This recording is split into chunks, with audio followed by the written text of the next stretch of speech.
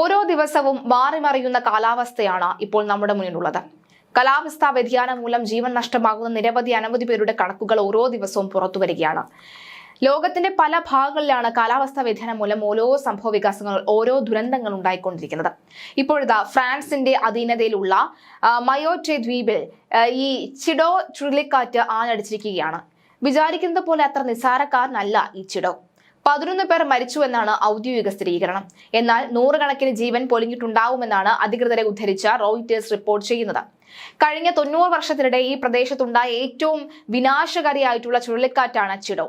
ശക്തമായ കാറ്റും പേമാരിയും സൃഷ്ടിച്ചുകൊണ്ട് ഒരു ന്യൂനമർദ്ദം കേന്ദ്രത്തിന് ചുറ്റും ചുഴറ്റി നിൽക്കുന്ന കൊടുങ്കാറ്റുകളുടെ ഒരു കൂട്ടമാണ് ചുഴലിക്കാറ്റ്.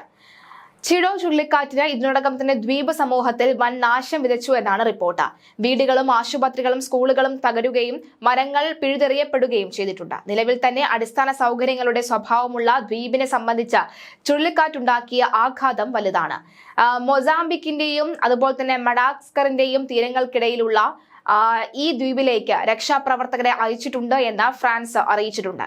വിമാനത്താവളം ഉൾപ്പെടെ ഗതാഗത സംവിധാനങ്ങളെ ചുഴലിക്കാറ്റ് ബാധിച്ചു. വൈദ്യുതി വിതരണത്തിലെ തടസ്സവും രക്ഷാപ്രവർത്തനത്തിന് തിരിച്ചടിയായി. ദ്വീപ് സമൂഹത്തിന്റെ പ്രിഫെക്ട് ഫ്രാൻസ്വാ സേവിയർ ബ്രൂവില്ലെ പറഞ്ഞത് വരും ദിവസങ്ങളിൽ മരണസംഖ്യ ഉയരാൻ സാധ്യതയുണ്ടെന്നാണ്. മരണസംഖ്യ 1000 എത്തിയേക്കാമെന്ന് താൻ ഭയപ്പെടുന്നതായും അദ്ദേഹം പറയുന്നു. പരിക്കേറ്റവരുടെ എണ്ണം നിലവിൽ 250 കവിഞ്ഞു. മണിക്കൂറിൽ 226 കിലോമീറ്റർ വേഗതയിലാണ് കാറ്റ് വീശുന്നത്. മയോട്ടിലെ 3,20,000 നിവാസികൾക്കായി ലോക്ക്ഡൌൺ ഉത്തരവിട്ടിരുന്നുണ്ട്. അതുപോലെ തന്നെ ഫ്രാൻസിന്റെ ആഭ്യന്തരമന്ത്രി ബ്രൂണോ റിറ്റോയിലോ തിങ്കളാഴ്ച മയോട്ടിയിലേക്ക് പോകുമെന്ന് അദ്ദേഹത്തിന്റെ ഓഫീസ് അറിയിച്ചു. സൈനികരും അഗ്നിശമന സേനാ അംഗങ്ങളും ദ്വീപിൽ രക്ഷാപ്രവർത്തനത്തിനായി എത്തും.